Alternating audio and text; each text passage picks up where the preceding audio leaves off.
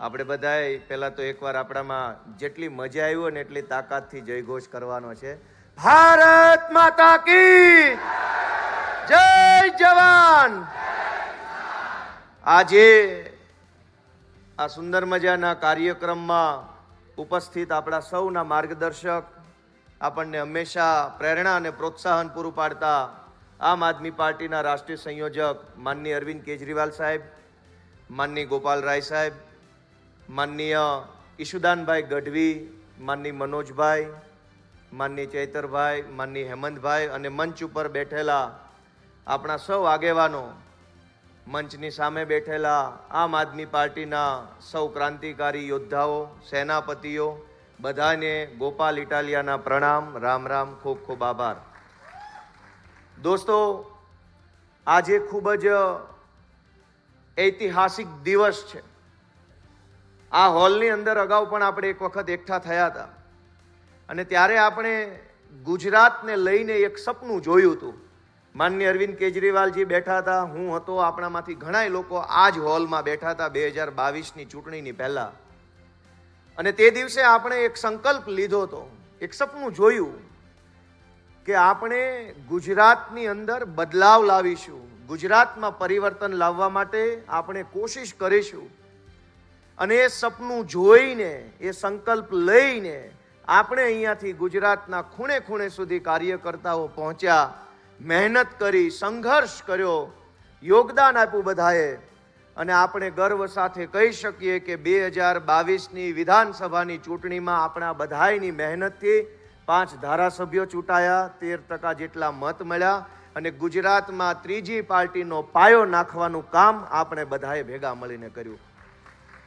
દોસ્તો, આ ગુજરાતની ધરતી ઉપર ભાજપ અને કોંગ્રેસે ભેગા મળીને મેણું મારેલું હતું કે અહીંયા ત્રીજી પાર્ટી નથી હાલતી, અહીંયા ત્રીજી પાર્ટી નથી હાલતી, એવું વર્ષો સુધી મેણું માર્યું. પણ ગુજરાતના છેવાડાનો નાનો માણસ બેઠો થયો, ગુજરાતની જનતા બેઠી થઈ, આમ આદમી બેઠો થયો, નાના માણસે મોટો સંકલ્પ લીધો કે જે આટલા વર્ષો સુધી નથી થયું એ હું કરી બતાવીશ, અને સંકલ્પનું સારું પરિણામ આવ્યું. એ બદલ તમને સૌને મારી શુભેચ્છાઓ છે દોસ્તો. અને નાના માણસના સંકલ્પના બળને ઓછું ન આંકવું જોઈએ, કેમ કે નાનો માણસ આ દેશમાં જે ધારે એ થાય છે. વિસાવદર, ભેસાણ અને જૂનાગઢ ગ્રામ્યના ખેડૂતો, ખેત મજૂરો, વેપારીઓ, રત્ન કલાકારો, મહિલાઓ, યુવાનો બધાએ આ ચૂંટણીમાં સંકલ્પ કર્યો હતો કે સત્તાને જેવડી તાકાત લગાવી હોય એવડી તાકાત લગાવી દે, અમે તો અમારા ગોપાલને આ વખતે એક તક આપવાના છીએ. અને પરિણામ તમારી નજર સામે છે કે આખા ગુજરાતની સરકાર, ધારાસભ્યો, સાંસદ સભ્યો, મંત્રીઓ, ચેરમેનો, પોલીસ, ગુંડા, બુટલેગરો, ગુજરાત આખાની તાકાત વિસાવદર વિધાનસભામાં ભાજપે લગાવી. પણ વિસાવદરની બળુકી મહેનતું અને સિંહની હારે રહેલી જનતાએ એક અદ્ભુત ન્યાય નિર્ણય કર્યો છે અને આખા ગુજરાતને એક સંદેશ આપવાનું કામ કર્યું છે. દોસ્તો, વિસાવદરથી આપણને એક સંદેશ મળ્યો છે કે જો આપણે બધાય આવી રીતે એક ટીમ બનીને મહેનત કરીશું, લક્ષ્ય સાથે રાખીને મહેનત કરીશું, તો જેવું પરિણામ વિસાવદરમાં આવ્યું એવું જ પરિણામ આખા ગુજરાતમાં આપવા માટે જનતા આપણને રાહ જોઈ રહી છે. જનતા આપણને ઈચ્છે છે, જનતા આપણને પ્રેમ કરે છે, જનતા આપણી રાહ જોઈ રહી છે. હવે આપણી જવાબદારી છે કે આપણે ઘર ઘર સુધી પહોંચીએ, વ્યક્તિ વ્યક્તિ સુધી પહોંચીએ, એક એક માણસ સુધી આપણે આમ આદમી પાર્ટીનો વિચાર અને અરવિંદ કેજરીવાલજીના કાર્યોને પહોંચાડીએ. દોસ્તો, આ ગુજરાતે છેલ્લા 30 વર્ષથી ભાજપ જેવી ભ્રષ્ટ અને દુષ્ટ પાર્ટીનો જુલમ સહન કરવાનું કામ કર્યું છે. ગુજરાત ક્યારેય આવું નહોતું. ગુજરાત તો ક્રાંતિની ધરતી છે. આ ગુજરાતની ધરતી ઉપરથી ગાંધી બાપુ જેવા એક સામાન્ય માણસે હુંકાર ભર્યો કે દેશમાંથી હું અંગ્રેજોને હટાવીશ. આ જ ગુજરાતની ધરતી ઉપરથી સરદાર પટેલ જેવા આગેવાનોએ હુંકાર ભર્યો કે હું અંગ્રેજોની ગુલામી સહન નહીં કરું. પણ દોસ્તો, આપણે આપણા આત્માને પૂછવું પડશે કે જે ગુજરાતની ધરતી ઉપર ગાંધી અને સરદાર હુંકાર ભરે અને અંગ્રેજોને ભગાવે, એ ગુજરાતની ધરતીનો આજનો યુવાન શું આ ભાજપને નહીં ભગાડી શકે? આ ભાજપની તાનાશાહી નહીં હટાવી શકે? શું ગુજરાતનો યુવાન ગાંધીના રસ્તે નથી? દોસ્તો, ગુજરાતના યુવાનોને હું વિનંતી કરું છું કે જાગો, તમારા આત્માને જગાડો, તમારી અંદર બેઠેલો ક્રાંતિકારી યુવાન જગાડો, સંઘર્ષનો રસ્તો પસંદ કરો અને સાથ આપો. આપણે બધા ભેગા મળી અને આ ગુજરાતને ભાજપની ચુંગાલમાંથી છોડાવવાનું કામ કરવાનું છે. મિત્રો, અનેક બાબતો છે જે કહી શકાય. તમે જુઓ કે સુરતમાં ખાડી પૂર આવ્યું, ગયા વર્ષે વડોદરામાં પૂર આવ્યું, એની પહેલાના વર્ષે જૂનાગઢમાં પૂર આવ્યું, એની પહેલા 2 વર્ષ પહેલા અંકલેશ્વર ભરૂચમાં પૂર આવ્યું. એક તરફ ભાજપના ભ્રષ્ટાચારના કારણે શહેરોમાં પૂર આવે છે અને બીજી બાજુ ગામડામાં ખેડૂતના ખેતરે આજે 40 વર્ષથી પાણી નથી પહોંચ્યું. એક તરફ પાણી પાણી, એક બાજુ પાણી નહીં. આવો બેકાર વહીવટ ભાજપની સરકાર 40 વર્ષથી કરી રહી છે. મિત્રો, આ ગુજરાત છે જે ગુજરાતમાં દીકરાના દાન દઈ દે એવા મહાપુરુષો થઈ ગયા છે. વીર દેવાય તાપા બોદર જેવા મહાપુરુષો થયા જેણે દીકરાના દાન દઈ દીધા. અને એક બાજુ દીકરાના દાન દઈ દેવા મહાપુરુષો આ ધરતી પર પેદા થયા અને બીજી બાજુ આપણા દીકરાઓ સરકારી પરીક્ષાની ભરતીમાં પેપર આપવા જાય, પેપર લીક થઈ જાય ને આપણા દીકરા શાળાના દરવાજેથી રોતા આંસુડે પાછા આવે. આ કેવું ગુજરાત ભાજપે બનાવ્યું છે એ વિચારવાનું ગુજરાતની જનતાએ છે. દોસ્તો, આપણા આત્માને પ્રશ્ન પૂછો કે આપણા દીકરા દીકરીઓ માટે આ ગુજરાતમાં રોજગારની વ્યવસ્થા કેમ નથી? પેપરો કેમ ફૂટી જાય છે? કેમ આ ગુજરાતના નાના માણસને સરકારી તંત્ર ડરાવે દબાવે છે? મિત્રો, આપણે આગેવાની લેવાની છે. આ હોલમાં બેઠેલા આમ આદમી પાર્ટીના સૌ કાર્યકર્તાઓએ આગેવાની લેવાની છે. આપણે સૌએ નેતૃત્વ કરવાનું છે. ગુજરાત જે બદલાવ ઝંખે છે, વર્ષોથી ગુજરાત જે બદલાવની રાહ જોઈ રહ્યું છે, એ બદલાવ લાવવા માટે આપણે અહીંયાથી સંકલ્પ લઈને આ હોલની બહાર નીકળવાનું છે. દોસ્તો, આપણા ઉપર બહુ મોટી જવાબદારી છે. ગુજરાતે આપણને બહુ મોટી જવાબદારી વિસાવદરથી સોંપી છે કે કોંગ્રેસ વાળાનું કાંઈ કામ નથી, હવે તો આ હાવણા વાળા જ હરખું કરશે, એવી જવાબદારી આપણને ગુજરાતની જનતાએ સોંપી છે. મિત્રો, વિસાવદરની ચૂંટણીમાં 2 ભેગા થઈ ગયા મને હરાવવા માટે, ગુજરાતની જનતાનો અવાજ દબાવવા માટે, ખેડૂતનો અવાજ વિધાનસભા સુધી ન પહોંચે એના માટે 2 ભેગા થઈ ગયા અને આખા ગુજરાતે લાઈવ સ્ટિંગ કેમેરાના માધ્યમથી બેયની હાંઠગાંઠને જોઈ લીધી કાં તો ભેગા છે. દોસ્તો, હવે આપણે નક્કી કરવાનું છે કે આપણે કઈ દિશામાં આગળ વધવું છે.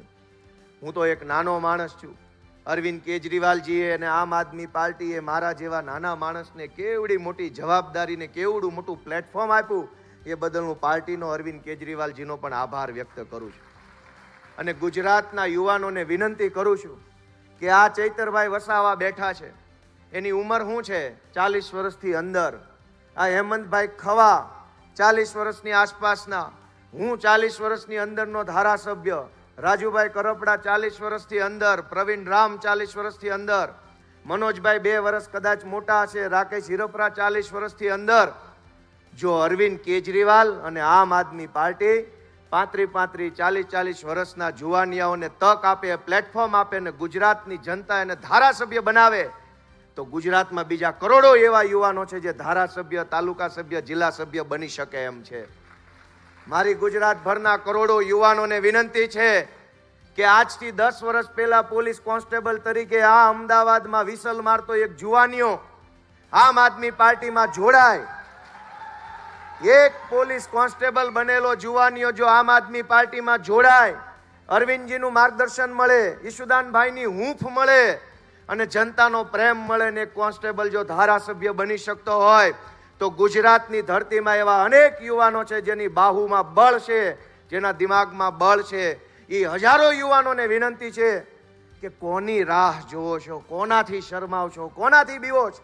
આવો બધા સાથે મળી અને ગુજરાતને આ ભ્રષ્ટ ભાજપના ચુકંજામાંથી છોડાવવાનું કામ કરીએ. દોસ્તો, કહેવા બેસીએ તો અનેક પીડાઓ છે, કહેવા માટે વાતો ખૂટે એમ નથી, પણ કરવા જેવું એક જ કામ છે, અને એ કામ છે કે હાવણો મારો અને ભાજપની ગંદકીને સાફ કરો અને ગુજરાતને ઊંચો લાવવાનું કામ કરો. મિત્રો, હું આમ આદમી પાર્ટીની મંચ ઉપર બેઠેલી આખી ટીમનો આભાર વ્યક્ત કરું છું. નામ લેવા બેસીશ તો અનેક એવા નામ છે જેણે વિસાવદર વિધાનસભાની ચૂંટણીમાં ખૂબ મહેનત કરી છે. એક એક માણસે પોતાનું સર્વસ્વ દાવ પર લગાવી અને પૂરી તાકાતથી કામ કર્યું છે. એક એક વ્યક્તિનું નામ લઈને કહેવા બેસીએ તો કોણે કેવડું મોટું યોગદાન આ ચૂંટણીમાં આપ્યું છે એ તો ઇતિહાસના પાને લખાશે. પણ આખી આમ આદમી પાર્ટીની ટીમે પૂરા 2-2.5-3 મહિના સુધી આ ચૂંટણીની અંદર પોતાનો કિંમતી સમય ફાળવ્યો, તાકાત અજમાવી, પોતાના સંબંધો, પોતાને ઓળખાણોનો ઉપયોગ કરી અને લોકોને વિનવ્યા કે આ ચૂંટણીની અંદર ભાજપને હરાવી અને ગોપાલ ઇટાલિયાને જીતાડે. હું આમ આદમી પાર્ટીના એક એક ક્રાંતિકારી કાર્યકર્તાઓનો આભાર વ્યક્ત કરું છું. મિત્રો, દોસ્તો, મારી છેલ્લી વાત ખાસ કરીને આમ આદમી પાર્ટીના આપણા કાર્યકર્તા માટે કે દોસ્તો, હવે આળસ ખંખેરવાની છે, હતાશા છોડી દેવાની છે, નિરાશાને ભગાડી દેવાની છે. પોતાનો વ્યક્તિગત ગમો કે અણગમો, પસંદ કે નાપસંદને છોડીને ગુજરાત માટે ઊભું થઈ અને દોડવા માંડવાનું અને સતત ચાલતા રહેવાનું આપણે હવે આજથી ચાલુ કરવાનું. મિત્રો, ગુજરાત આપણી પાસેથી આશા રાખે છે. આપણે કંઈક આપણી પોતાની નાની નાની વાતને લઈને, નાના નાના મતભેદને લઈને અટકી ન જઈએ, આપણી ઉર્જા વેડફાઈ ન જાય, એ જોવાની જવાબદારી આપણા બધાની છે. તમામ જિલ્લાની અંદર કામ કરતા આમ આદમી પાર્ટીના કાર્યકર્તાઓને હું વિનંતી કરું છું કે પાર્ટી પ્રોગ્રામ ગોઠવે છે, હું બધાય જિલ્લામાં ધીમે ધીમે સમયે સમયે આવવાનો છું, પણ તમે બધાય પૂરી તાકાતથી સક્રિય થઈને ખભે ખભો મિલાવીને આવનારી સ્થાનિક સ્વરાજ્યની ચૂંટણીની અંદર આમ આદમી પાર્ટીને ગુજરાતના ઇતિહાસમાં ન મળી હોય એટલી સીટો મળે એ માટે અત્યારથી આપણે દોસ્તો કામે લાગી જવાનું છે. મિત્રો, આપણે બધાએ ગુજરાતમાં એવું કામ કરી બતાવ્યું છે જે કામ ગુજરાતના ઇતિહાસમાં નથી થયું.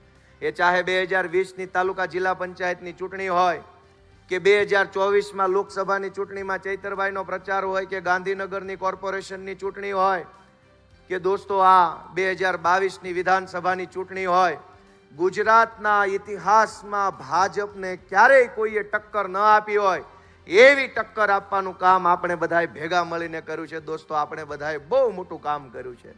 આપણે બધાએ ભેગા મળી અને આવનારા દિવસોમાં ગુજરાતને ભાજપના ભ્રષ્ટ અને દુષ્ટ શાસનથી છોડાવવા માટે ખભે ખભો મિલાવીને કામ કરીએ એવી સૌને પ્રાર્થનાઓ સાથે ફરી એક વખત હું આપણા માનનીય પ્રદેશ અધ્યક્ષ ઈશુદાનભાઈનો વિશેષ આભાર માનવા માંગીશ. કારણ કે 2022ની વિધાનસભાની ચૂંટણી પછી ઘણો નિરાશાનો માહોલ હતો, ઘણી હતાશાઓ હતી, ઘણી બધી સમસ્યાઓ આવી, કેમ કે પાર્ટીની અપેક્ષા સરકાર બનાવવાની હતી અને પરિણામ કંઈક અલગ આવ્યું. એના કારણે જે હતાશા આવી, નિરાશા આવી, સમાજમાંથી મેણા ઠોણા આવ્યા, લોકોએ ઠેકડી ઉડાવી, મજાક કરી, ટીવીમાં આપણું આવતું બંધ થઈ ગયું, છાપામાં છપાતું બંધ થઈ ગયું, કાર્યકર્તાઓને હિંમત હારી ગયા. એવા સમયે અડીખમ ઊભા રહી અને જેણે પાર્ટીને આગળ લઈ આવવાનું કામ કર્યું એવા માનનીય ઈશુદાનભાઈના આપણે વિશેષ આભારી છીએ. સારો સમય આવે ત્યારે તો બધાય મહાન, ત્યારે તો બધાય નેતા, બધાય ચાણક્ય, પણ નબળા સમયની અંદર ટકી જાય અને ટકાવી રાખે ને એ જ અસલી ચાણક્ય કહેવાય. એટલે ઈશુદાનભાઈનો આપણે વિશેષ આભાર વ્યક્ત કરીએ છીએ. આજે આપ સૌ દૂર દૂરથી પધાર્યા, આજે આપણને જે કાંઈ માર્ગદર્શન મળે એ માટે માનનીય કેજરીવાલ સાહેબ આપણી વચ્ચે આવ્યા છે, બધાનો હું ખૂબ ખૂબ હૃદયપૂર્વક આભાર માનું છું. ભારત માતા કી જય.